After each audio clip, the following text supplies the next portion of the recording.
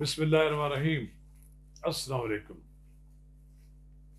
ناظرین کرام، آج کے ویلاگ میں ہم وفاقی وزیر داخلہ رانا ثناء اللہ کی منشیات کیس میں بریت کے بارے میں بات کریں گے۔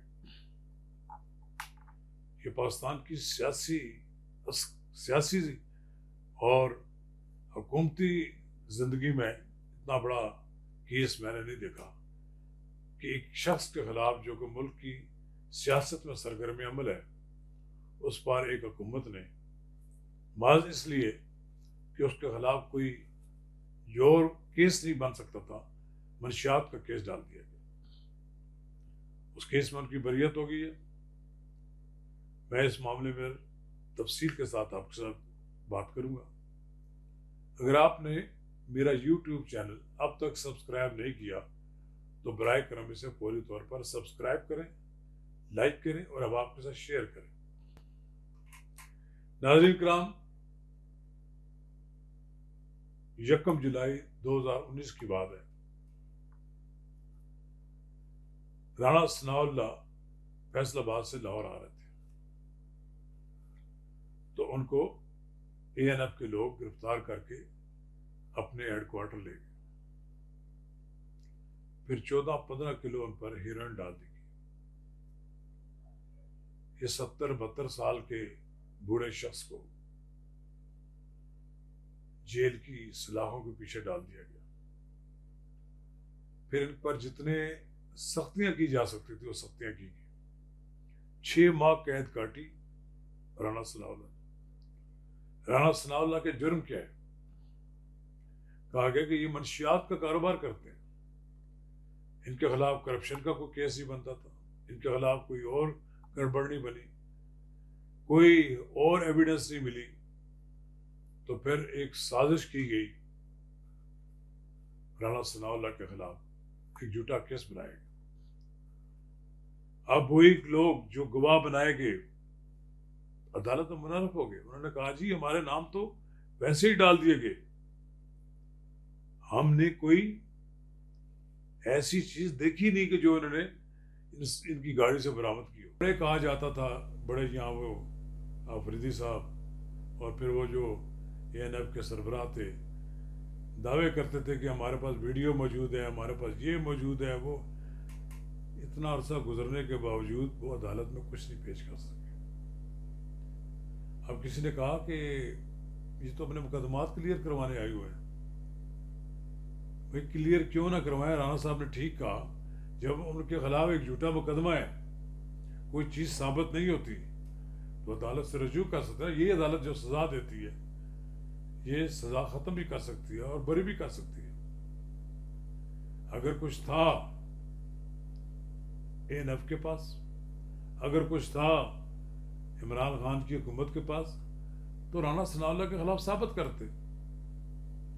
رانا ثناء اللہ عمران خان کو اس لیے برداشت نہیں ہوتے تھے کہ وہ ان پر کڑی تنقید کرتے تھے۔ مسلم لیگ نون میں فرنٹ لائن میں وہ عمران خان کی حکومت کو چیلنج کرتے تھے۔ وہ فیصل آباد میں قابل قدر اور لوگوں کے ہر دل عزیز لیڈر ہیں۔ اور پھر یہ بات یہ ہے کہ یہ وہی رانا ثناء اللہ ہیں جنہوں نے کہا تھا کہ عمران خان صاحب آپ ذرا اسلام آباد تو آئیں، ہم آپ کی خاطر مدارت کریں گے۔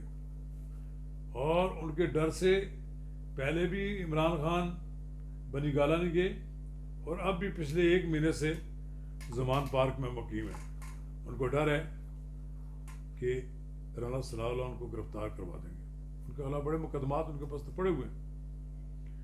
بہرحال عمران خان صاحب کے دور میں بنایا گیا یہ مقدمہ رانا ثناء اللہ کی بریت جو ہے یہ ایک اخلاقی فتح ہے۔ اسی طرح کے بہت سارے اور دوسرے مقدمات بھی ہیں جو ثابت نہیں ہو سکے۔ آپ کے سامنے ڈیلی میل کا بھی ہے، اس نے معافی مانگی کیونکہ عمران خان کی حکومت اسی پروگنڈے پر چل رہی تھی کہ وہ ہر اپنے مخالف کو چور چور ڈاکو ڈاکو کہہ کر وقت گزار رہے تھے۔ کوئی حکومت اس طرح تو نہیں چلتی نا آپ نے ملک کے مسائل حل کرنے کی طرف کیا توجہ تھی؟ آپ ناکام ہوئے، ناکامیاں آپ کا مقدر تھی۔ اب عمران خان صاحب کو اس بات کی بھی پریشانی ہے کہ رانا ثناء اللہ کیسے کیس سے بچ کے، جس سے بچنا عام طور پر مشکل ہوتا ہے، لیکن بہرحال پروسیکیوشن کے وہ جو گواہ ہیں اسپیشل کورٹ میں انہوں نے کہہ دیا کہ ہمارے نام ہی غلط طور پر شامل کیا گیا، نہ موقع پر ہم نے کچھ چیز ایسی نہیں دیکھی کہ جس سے کوئی برآمدگی ہو۔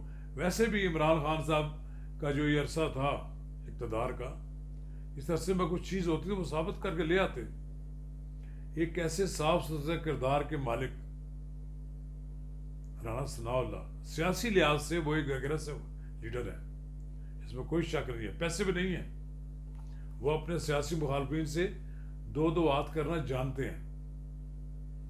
عمران خان کو ایسے ہی لوگ پسند نہیں ہیں، برداشت نہیں کرتے، تو انہوں نے منشیات کا کیس بنا لیا۔ منشیات کا بہت بڑا کیس ہے جو سزائے موت ہو سکتی تھی۔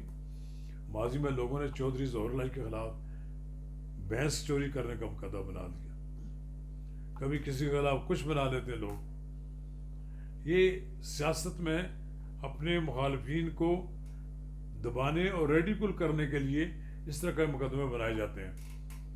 اب یہ لوگوں کے ذہن میں شک ڈال دیا گیا کہ شاید ہو سکتا ہے کہ رانا ثناء اللہ یہی کام کرتے ہوں گے۔ وہ ایک آدمی کا سیاسی کیریئر ہے، کبھی آپ نے یہ سوچا کہ وہ اس طرح کے کام کر سکتا ہے؟ رانا ثناء اللہ کو آپ نے جتنا زچ کرنے کی کوشش کی ہے، نہ وہ زچ ہوا۔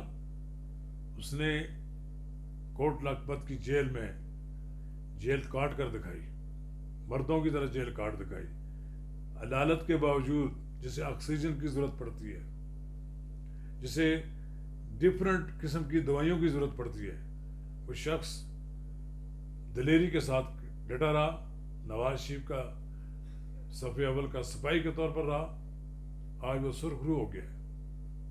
اور جو شخص عمران خان کے ساتھ ٹکر لینے کی کوشش کرتا ہے، اس کو عمران خان نے فسطائیت کے ہتھکنڈوں کے ذریعے دبانے کی کوشش کی۔ میں بھی مبارکباد دیتا ہوں رانا ثناء اللہ کو کہ انہوں نے جس جرأت اور استقامت کے ساتھ ایک فسطائی حکومت کا مقابلہ کیا، آج وہ سرخرو ہو گئے۔